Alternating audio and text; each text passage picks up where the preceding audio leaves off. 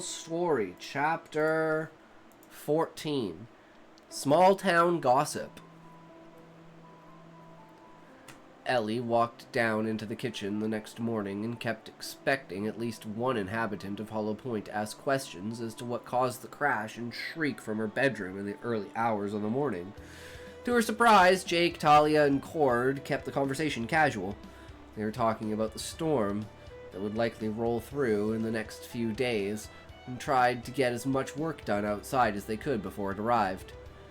Not so bad as last year. Most everyone got the harvest finished pretty quickly, and the storms were good enough to hold off until after the equinox ball a few weeks ago. Cord dug into the generous helping of steak and eggs on his plate. Fuck, I'm hungry. I want steak and eggs. Oh, Elv. I forgot to tell you, Winnie Montgomery was head of planning again. What a terror she is. If I remember her, she abandoned any role of hostess and snuck out with the lead fiddler by the end of the night. Ellie sat down at the kitchen table, thanking Talia for handing her a cup of coffee. What is she now? Twice widowed? Yeah, lucky bastards. At least once they're dead.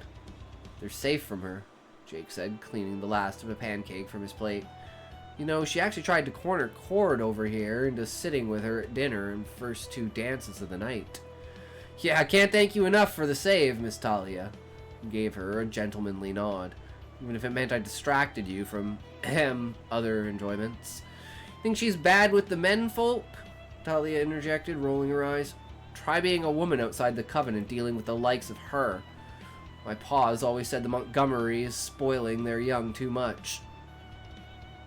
Never did them any good. Seems like she's still got quite a grudge against you, Elf. Cord toasted her with his mug. She attached herself to me walking out and kept asking if I'd heard from you lately. Bet she makes it sound to everyone like I did her wrong. Ellie shook her head, smiling ironically at herself. Nothing at all that she set her designs. Nothing at all that Nothing at all that she set her designs on Jeremy while we were together.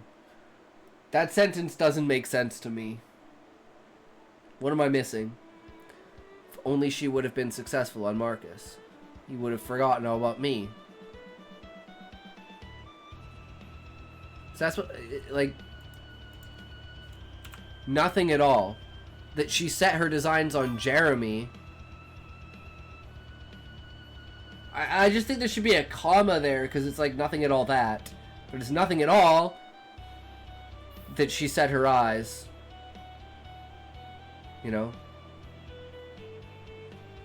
Purpose of reading. If only she would have been successful on Marcus.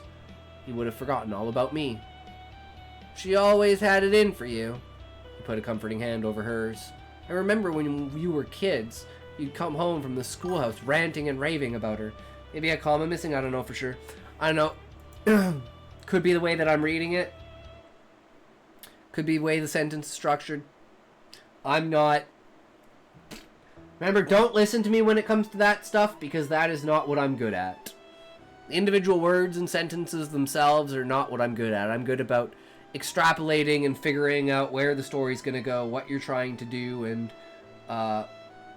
whether it's coming off across or not, right? That's my expertise. She may be sweet as a rotten peach, but if her brother's any sign, there's a reason their family's never been all that liked. Yeah, if you're hungry now, they end the chap eating saloon food. Fuck. I should have grabbed food while we were listening to that story. But it is what it is. Jake piped in.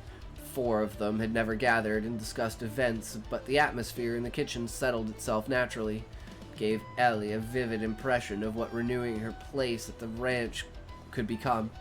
Things my brother and Johnny has told me about how Hugh Montgomery is with the circuit riders, could curl your hair, is sneaking off with women when it's his shift, runs in the family. After breakfast, when Cord had left with Jake agreeing to help him out by fixing a gate to one of the back pastures, Ellie hitched the cart and rode to Talia into town. With Talia into town. With the hubbub of the last few days, the last time Ellie had been into town was for drinking to Kay the night of her wake. You'll need to fix that fast, Talia had informed her, opening up a list nearly the length of her arm. Between the ranch, getting on terms with the circuit riders, and all the other details, you don't have too much time till winter to get things in order. And here I thought Cord was the manager, Ellie laughed, pleased to have at least a little time she wasn't being constantly watched, and letting herself get distracted by Talia's chatter on about day-to-day concerns. The road from Hollow Point to Palem was well cared for, and, if a little gloomy, the weather for the day was shaping up fine. Don't tell me he's been shelling off his chores on you. No, I only add things to the list he doesn't have experience enough to think of. She shrugged casually. My ma is always railing off things that need to be done to keep Cole Hart's house up to snuff. I get it from her. I can't help it.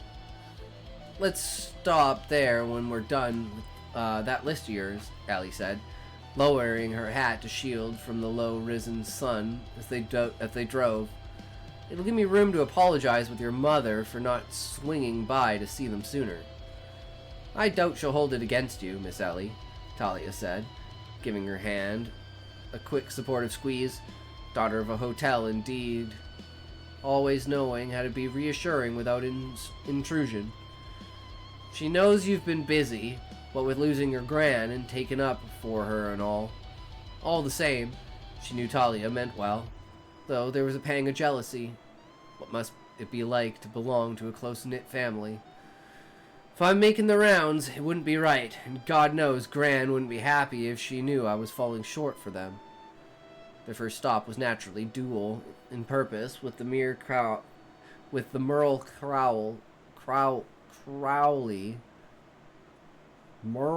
Crowley as both lawyer and factor. I don't know why the is there. Isn't that his name? Merle Crowley? Or is that supposed to be like the Merle Crowley, both lawyer and factor? Like he's the one and only! Ellie knew the necessity of calling a coven gathering before the town council met next. Merle was the only one in the Palem who could tell her how things stood and could be trusted with his input. I'll be all right. I'll be right with you, Merle called, waving a hand for some books to put themselves away as the bell over his door dinged. Dinged?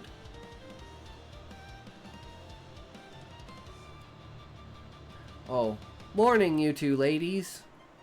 Morning to you, ladies. How's it going, Merle? Ellie tipped her hat to the lawyer as they walked in. Talia, I'm meeting with one of the circuit riders after this. Why don't you handle the simple shopping, and I'll see you at the Iron Gate later. Sure thing, Talia hurried out of the office. See you around, Mr. Crowley. Good day to you, Miss McKay, Merle said as he sat back down behind the desk, summoning the Hollow Point account books to him. What can I do for you, Miss Ellie? I was hoping you could help me. Ellie removed her overcoat and settled into a chair opposite him. She was familiar enough with Merle to know that he wouldn't mind the casual approach, and what they had to talk about was no short meeting. I want to know as much as I can about vibrations in the coven. Of course, I have Kay's ledger and diaries, but could be beneficial to have a more objective viewpoint. I assume you're referring most likely to Kingsley, yes? And the coup he tried to stage, blatantly trying to invalidate my naming. Thank you, by the way. I appreciate the show of support for following what Gran wanted. She nodded grimly. That's part of it, but as my father and other brothers have left town again, they are less of a threat, at least for the time being. I noticed some of the other men who clearly shared his sentiments. I'm trusting you to tell me the truth. What position am I likely to find myself in with Ives and Oslo? Well, low ace Lenny has always been a bit of a grunt. I doubt you'll have any real trouble from him or his. My guess is it was a show of good faith for King if he succeeded. Merle stroked his neatly cropped goatee, thoughtfully considering. Now, the position, as you say, Charles likely wants you in his daughter is, as you say, Charles likely wants you in his daughter-in-law as his daughter-in-law. Wording! I reckon he still hasn't given up hope of a match between you and Marcus. You'd think he was a smart enough man to realize just how useless his plans are. His plans for that are. Charles wants her in the position.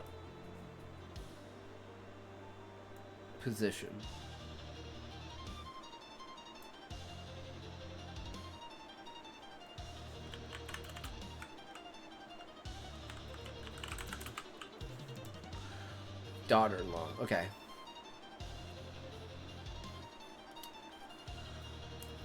No, it's just right the way it is. I'm just explaining it. Oh.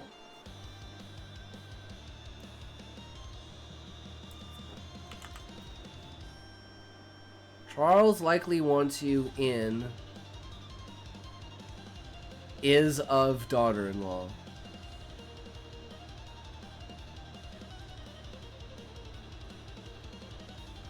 Alright. It breaks my brain.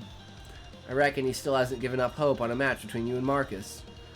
You'd think he would be a smart enough man to realize just how useless his plans for that are. Ellie ran a hand through her unbound hair in frustration.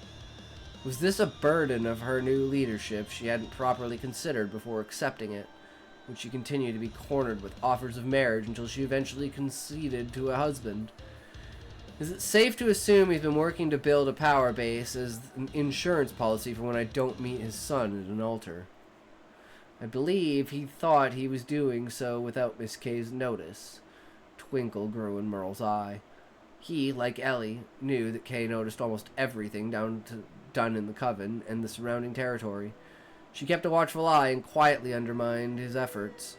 I would caution you to stick to her guidance as you were getting your own position settled. Which means, Miss Ellie, it would be wise to let those against you be loud as a tornado, while you stay as solid and dependable as the sunrise, he said sagely, looking compassionately down his hooked nose at her. Work to adopt the quiet strength your grandmother had, and you will garner the same support she did. I'll take all of this into consideration. She tried her best to keep herself from rolling her eyes. The virtue of Kay's quiet strength had been something she'd looked up to since she was a little girl. Looked up to, but never thought of was something she was capable of herself. Thank you, Merle. Any time, Miss Ellie. With a wave of Merle's hand, the Hollow Point ledgers returned to their place.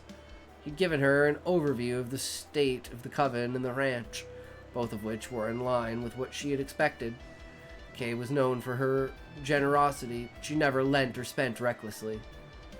Well, I'm sure you have other business to attend to. Anything else I can do for you? One thing. I'm sorry, I didn't want to delegate your job as coven factor, but I don't have the time, Ellie said cautiously. She hoped she wasn't overstepping her bounds and asking for favors. I need a meeting. A full one, called on my terms, and it needs to happen before I'm expected to speak for all the witches with the town council.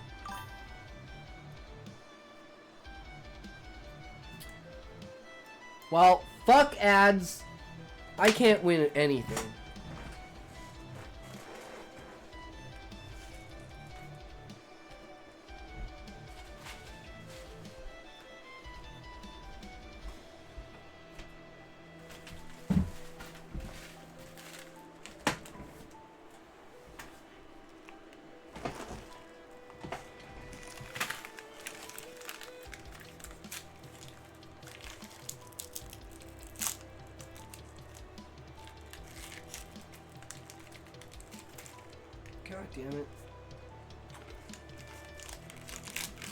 More granola on me than in me.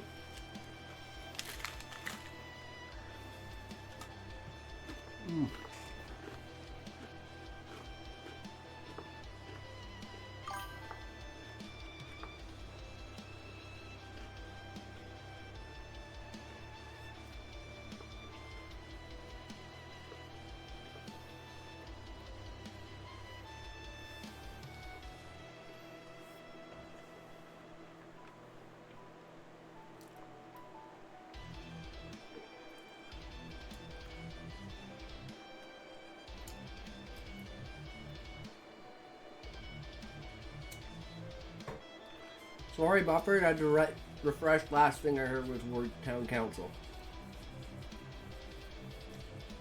It's the last thing that we read. We haven't read since.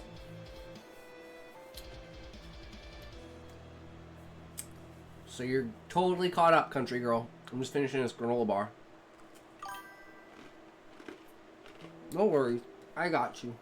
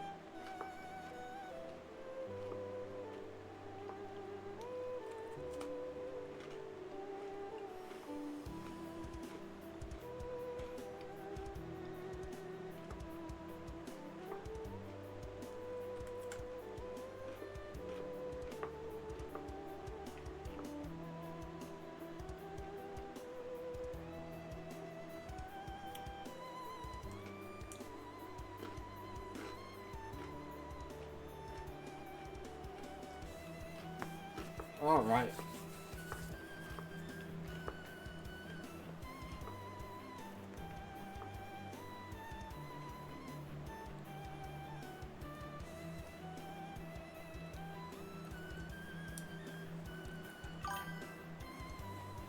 Three more days! True, Queen. 3 more days.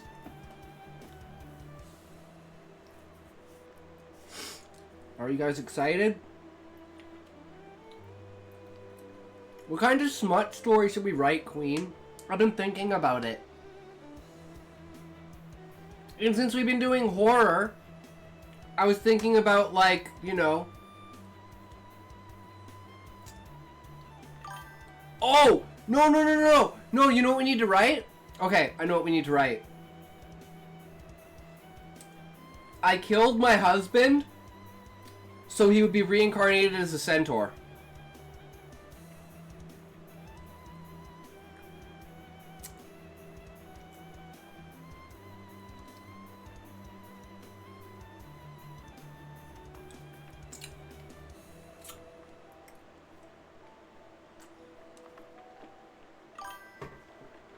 Stay with holidays, do a Hallmark Christmas movie, but smut it. I think we're just closer to Halloween, so I could stick with the horror genre for now. But December, we could do, like... Hank wasn't good enough. Now you're going the reversed angle? We were talking about this the other day, Sean. What would be the best story? And I was like, it's like a reincarnation story, but it's like a horror story, but also, you know, fucked up. And like,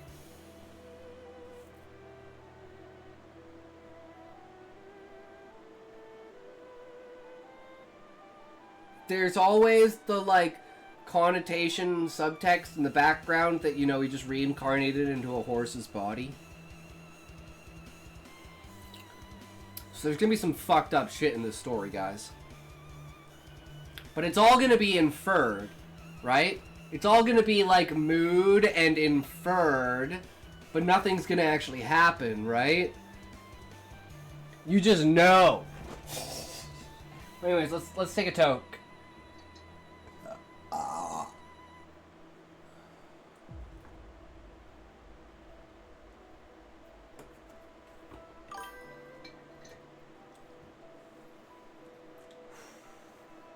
Right, 3, 2, 1, go!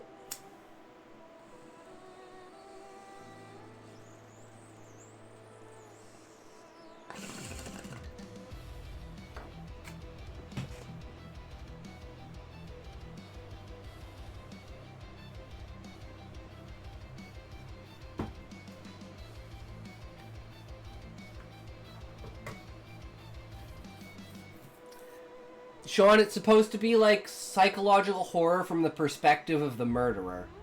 Their justification, their reasonings, their everything. So it's supposed to be the perspective of being tormented. I've had that thought already. And I was like, no, we need the perspective of the woman because the reader needs to feel like she's the woman.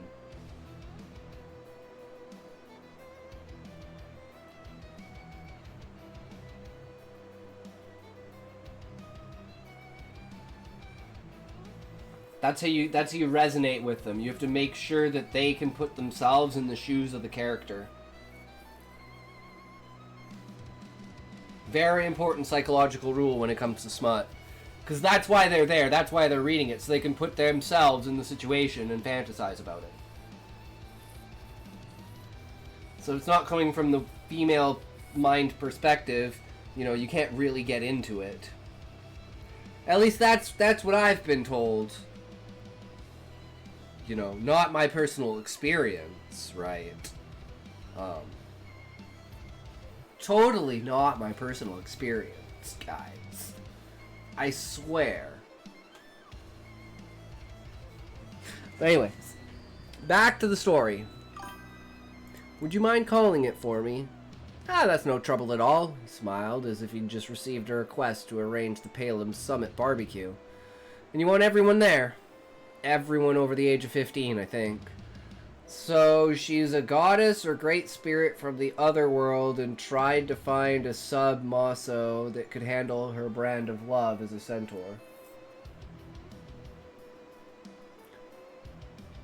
No, she's a witch who uses soul and blood magic to bind her dead husband to her favorite horse.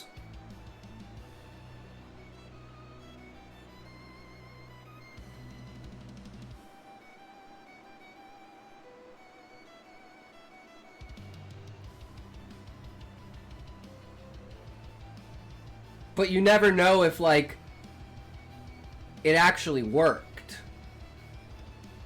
She just now loves the horse.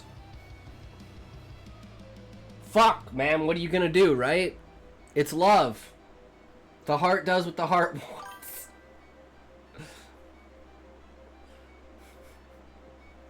But, Sean, the whole point is that it's like, it's not a centaur, it's just a normal fucking horse. She's fucking crazy. That's the whole story. She's actually just fucking crazy.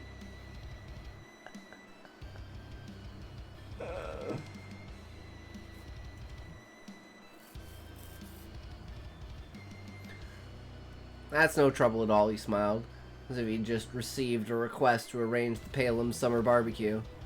And you want everyone there? Everyone over the age of 15, I think, Allie said, thoughtfully.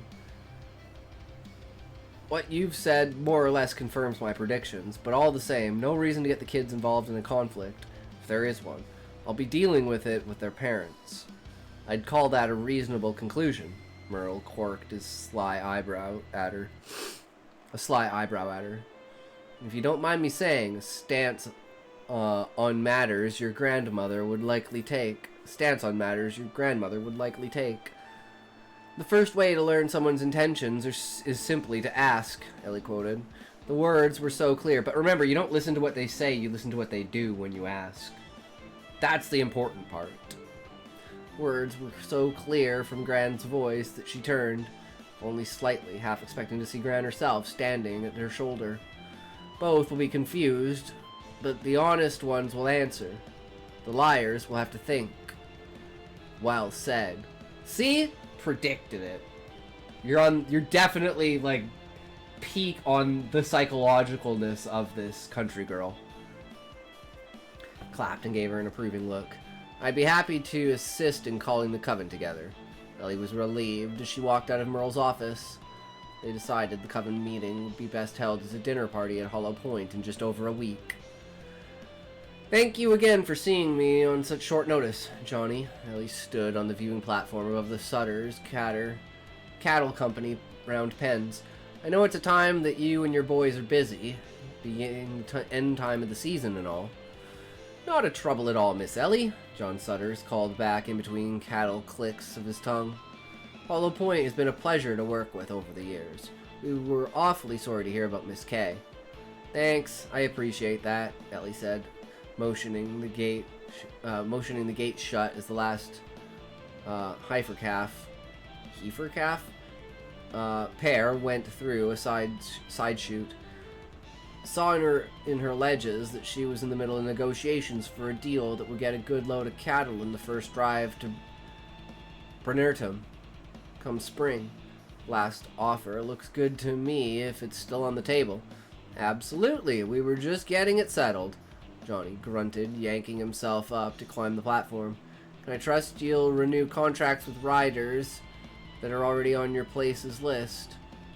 As long as I don't see Hugh Montgomery's name on that list, Ellie nodded. Then you've got a deal.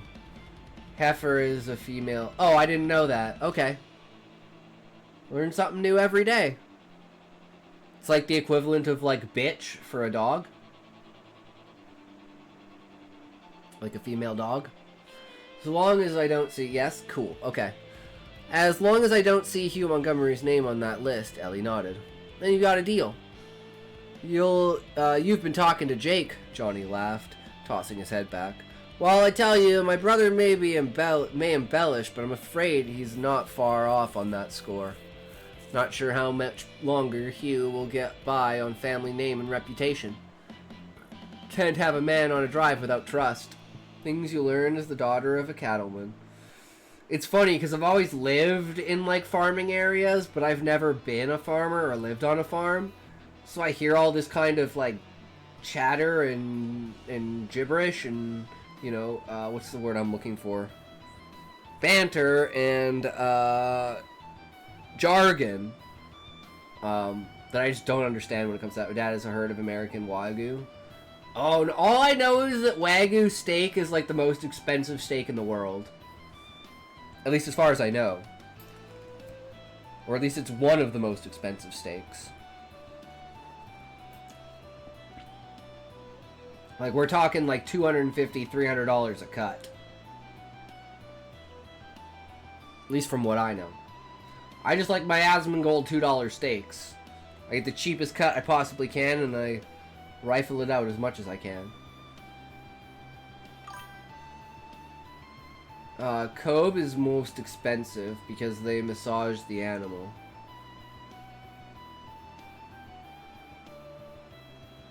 I see. Is that like a form of veal?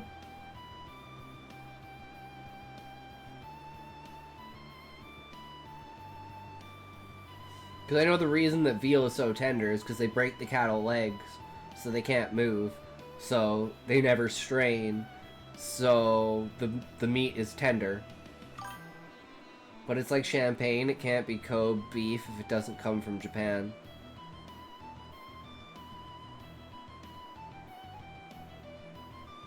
See, this is the kind of thing that I mean. Banter between farmers.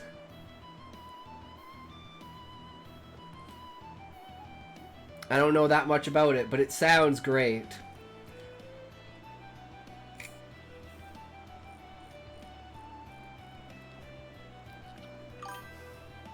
Animal does nothing but eat in their stall. It's high quality food, and they literally massage the animal every day to keep its muscles loose. Sounds like the Japanese. Yeah, if you know, if you told me pick a country that would do that, I would have picked Japan. It just makes sense. Yep. 100% see it.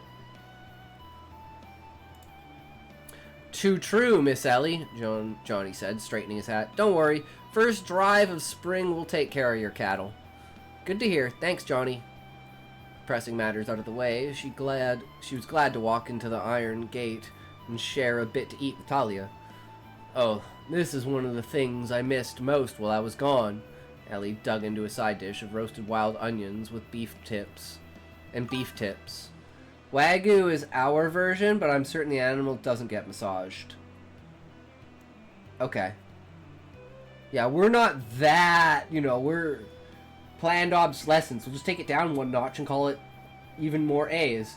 Well, it'll be a double A game, but it'll be a quadruple A title. Genius. Down by the Gulf, you can't get it like this. Surprised you're so eager for saloon food. Talia stared at her before filling her own plate. Would have thought you'd got used to fish and more fish that far south, and a big city no less. Still the best steak I've ever eaten. I liked it fine, but you would know we grew up here. She gestured around the familiar room. Never thought I'd be spending any lengthy time eating more ocean food than livestock. I learned to like the crab and oysters, but not enough to say that I like them. Some foods just say home, huh? Talia smiled. My ma has always said that type of thing, but I've doubted it. Never been more than 2 or 3 centuries away, counties away from Palem. To me, you know what's my home food? Fucking chili. Christmas season means Christmas fucking chili. Oh yeah. I'm excited. Traveling's fine as long as you don't do it for too long. Curry, yum. I mean, butter chicken is second on the list. Ellie searched for words to describe the feelings that had been growing and changing in her for the last week. And it's better when you have a place to come back to. When I left town, I might as well have been a loose tree in the middle of a tornado. No clue where I was going to end up or when. All that was clear to me was that home wasn't an option anymore. Really hurt you to leave that much? She asked. Ellie had to remember just how much of an age difference was between them. Talia was only 19, her junior by almost a decade. Still a carefree child when Ellie, had left town. I know for certain it hurt Miss K, too. Always wondered why she didn't ask you to come back. I wonder that, too, she muttered, really not wanting to contemplate her grand's true motives. She must have thought she had good reasons to keep me away for as long as she did. Gran never did do anything without a damn good reason. Not trying to pry, Miss Ellie, Talia said gently, leaning into the confidence of their table. But if you don't mind my asking, what did it feel like to come back after so long? Like I say, to me, it doesn't feel like much of anything has changed in Palem my whole life. Do you see things that are different? Feels like I'm not the same as who I used to be, or even who I should be. Ellie looked around the trap room. The K's wake crowd filled the place. The mood was far more desolate than Ellie had ever seen in the old iron gate. Now they were sitting here at ease in broad daylight, speaking as casually as they would if this were a regular habit. I don't know, minor changes here and there are obvious. New things in shop windows, old man Forbes' Smith shop, and a few on that side of the town look like their paint is never... Good eyes, Talia agreed. Newer. Jesus, I don't have good eyes, as you can tell. Talia agreed, jerking a thumb over her shoulder. Spring before last. The far end was unlucky enough to be in the path of a funnel cloud. No real lasting damage, but I think everyone agreed it was best for morale around her that everyone pitch in and help make the repairs. Miss K spearheaded the volunteers from the coven to help. She even went so far as to magically reinforce some of the... Ellie didn't hear the rest of what Talia had said as she looked around the room to see what had changed in her immediate vicinity. Her eyes darted from the spur cuffs on the floor that had only grown and multiplied for more years than she'd been living, and the glass of the window that was in nearly new condition. She wondered who the last person to be shoved through it had been. Her progression froze when she reached the wanted poster wall. Freshly printed posters, white with shiny black ink, hung alongside older yellowed ones featuring rustlers, murderers, and bank robbers, all uncaught criminals. And then she saw it. On the outlaws who had come and gone through Palem for decades, there was one for a stranger. Rogue wolf, wanted dead or alive. Male werewolf, origin and pack unknown. Last seen Doubletree Onlook. Moon harvest night, autumn 1831. Known for the to be responsible for the attack on Coven Witch Elvina Karras and the murder of Deputy Marshal Jeremy Porter. Reward 500 in gold brailer. For any information leading to the capture and conviction. Ellie hadn't noticed the sign during Kay's wake. The vague picture in the center and the lettering were enough to still the blood in her veins. Would she ever escape it? Would there ever come a day or night that wasn't marked by the attack she didn't even want to think about? No question she could think of had any plausible answers, and no one even to ask. All she knew for certain, if she couldn't stay in her chair another moment with the walls of the bar closing in on her and the mere presence of the wanted sign feeling like a knife in her stomach. Miss Ellie, Talia halted in her one-sided conversation as she saw her bolting up from the table and running as fast as she could out the door. Miss Ellie, are you alright?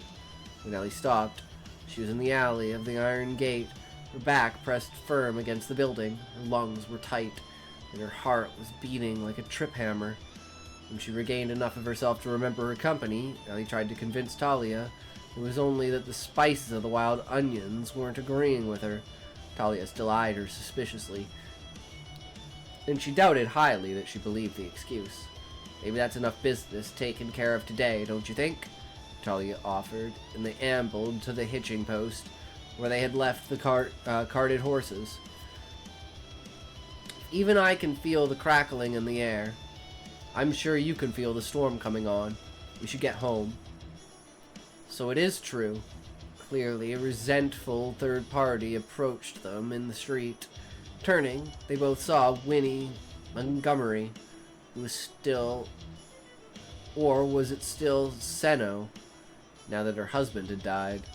Maybe Cord, Jake, and Talia had a point with the implications of mourning as a twice-over widow while raising a young son. It was all in bad luck, her habit of wooing soldiers, or were they dying by her hands? I heard that our new Coven elder was running her own errands in town. Good to see you, as always, Ellie. Winnie, it's been a long time since I saw you last. Ellie knew she should have been wary when she thought a day in town to be going well. Granted, I may have overlooked it, but I didn't see you at either the burial or release ceremony for my grandmother. It's not like you to miss an occasion. My mother and father insisted when he rooted herself to the spot. Having lost Trevor only a few months ago, they were concerned going through the rituals of death would be too much for me. Of course, Ellie quickly surveyed her. You seem to be containing yourself well. Naturally I am. She lifted her chin a little higher and trained self-assurance. Cutting and running isn't a Montgomery family trait. As much fun as this is, Winnie, I have things to take care of. Ellie stepped up onto the bench wagon, satisfied with the benefit of high ground. There will be a Coven meeting at Hollow Point 10 days from tonight, and that's a full meeting of everyone in attendance. As they started the drive back to Hollow Point, neither of the women felt much like chatting. Even with the emotionally unsteady ground that she knew she was still on, she could admit to herself that the part of her that could more easily slip into the role of Coven Elder was sure of itself, even going so far as having enjoyed giving Winnie Montgomery a direct order, knowing that it would be obeyed. Nice.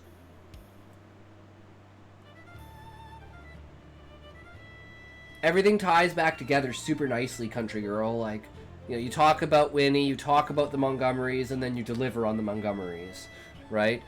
You kind of bring up again more things about leaving town and being away, and then Ellie notices the poster and freaks out. It's like the triggers are just hitting those beats one after another. It's so smooth and flows wonderfully. The beginning with like just like the discussion of like, hey, can you do this for me, like asking for help, is like great way of showing that Ellie's not taking it into her head that she's the leader. But then it's like she's taking it into her head that she's the leader. So it's like there's the in theory versus the in practice, which I think is a great contrast here. Winnie is a fun, not evil, but antagonistic force in Ellie's life. Yeah. So it makes sense that that would be like an at odds, right? But not like necessarily that bad. Could be worse, right?